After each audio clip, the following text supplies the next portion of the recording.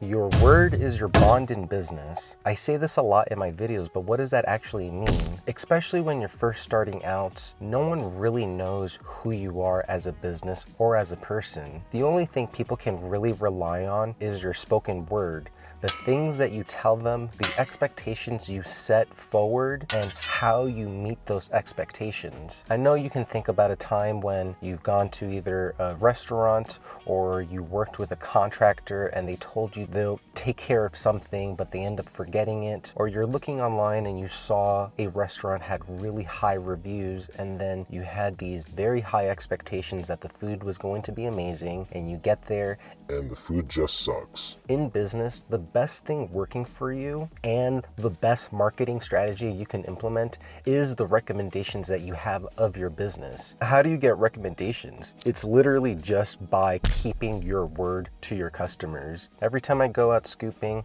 I let my customers know, hey, I'm going to be there at X amount of time.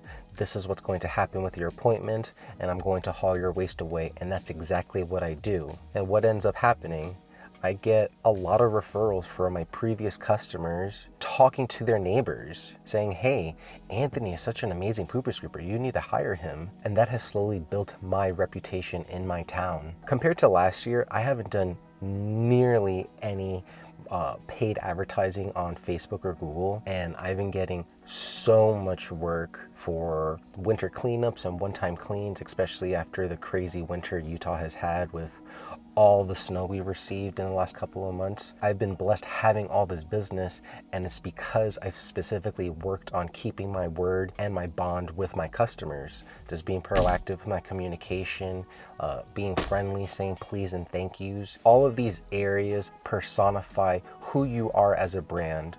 When someone says your business name, an image will pop up in their mind, whether it's, Ugh, I don't want to work with that person, or, oh, I've heard really, really good things about this business and I want to hire them. I'm bringing up this concept of your word is your bond in business because I'm going through a struggle right now where I have this commercial contract. I've been contracted to service 4 apartments for this property manager, and I set the expectations that I would send them proactive notices whenever I was on my way. I would be their eyes and ears on the property, and I'll take pictures of the dog poop in their common areas because they really are trying to crack down on the dog poop situation in their property. I've been taking care of those 4 properties 2 times a week along with their waste stations for the past month. And I contacted the property manager before the next invoice had to be sent out because I wanted to just touch base and see how everything was going.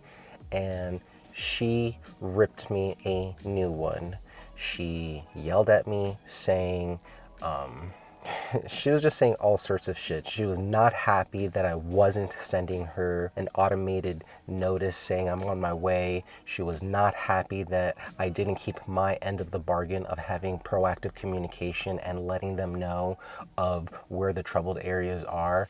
And that's on me. I set that expectation with the customer and I told them specifically I would do that. Frankly, I've just been overloaded with work with all the scoops I've been doing and just juggling stuff outside of scoops with like my day job and YouTube and all sorts of stuff. Like these are all just excuses, but at the end of the day, I set an expectation with this customer and I haven't been meeting them. And she was so mad at me. She said, I really hope you don't ask me to leave a review because I'm not going to leave you a nice review. And then like I'm asking her probing questions, trying to determine like what's actually happening because I know me, I've been going to these properties 2 times a week, scooping their yards and cleaning the waste stations. She was telling me that her team has been picking up a lot of poop, and that just didn't make sense to me. So I'm asking her questions. She pops off on me saying like, how can one of my team members tell me that they picked up 40 pounds of dog shit in one of their properties? And I'm like, 40 pounds? Like that's impossible. Because I've been there, and like if I left 40 pounds of shit at a property, I would be ashamed and embarrassed of my services. But I asked her some questions and like we found out there was some sort of miscommunication because she was talking about a 5th property that she hasn't asked me to service or paid my quota or anything. Like we haven't talked about this 5th property, but she thought that I was already doing that property, right? Miscommunication, but I'm sure this could have been avoided if I was more proactive with my communication and letting them know, hey, these are the 4 properties that I'm servicing. I have done XYZ for location A, location B, location C, and location D. And then they would have realized, oh, what about this 5th location? We need to get that taken care of. So that's been weighing on me a lot. I had that phone call with the property manager on Thursday. Today is Monday, and I sent her a really detailed email taking ownership of my lack of proactive communication and my commitment to continue servicing her properties, because I know I've worked very hard on those 4 properties to the best of my abilities, cleaning up after all the dog poop and the waste stations. I still haven't heard back, so I'm still waiting to see if anything's going to happen with that contract, because I really don't want to lose that contract. And it's a shame, right? Because she wanted proactive notices. I happened to just turn off the automated notices in my CRM just because she wanted 2 times a week for 4 properties.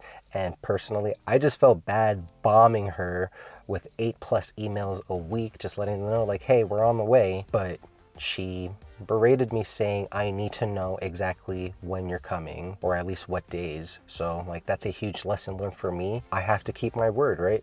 Your word is your bond in business. I told her I would have proactive communication, so I need to make sure that I do that moving forward if they decide to continue with the contract. How am I doing those automatic communications? Well, I know I talk a lot about Jobber, my CRM, and it's one of the best tools that I've ever purchased for my business. I've grown so much in the last year ever since adding Jobber. I highly implore you that if you're not automating your business, if you're not implementing some sort of CRM or some sort of system to track your appointments, to do your invoicing, to just send automated notices, just to give your business a more professional look and feel, you really should consider getting a CRM. I'm a Jobber ambassador now, so if you want to get a sweet, unique discount with Jobber, check out the links down below, because I have an exclusive discount for you that will help you save a lot of money when you first try out Jobber. If you're new here,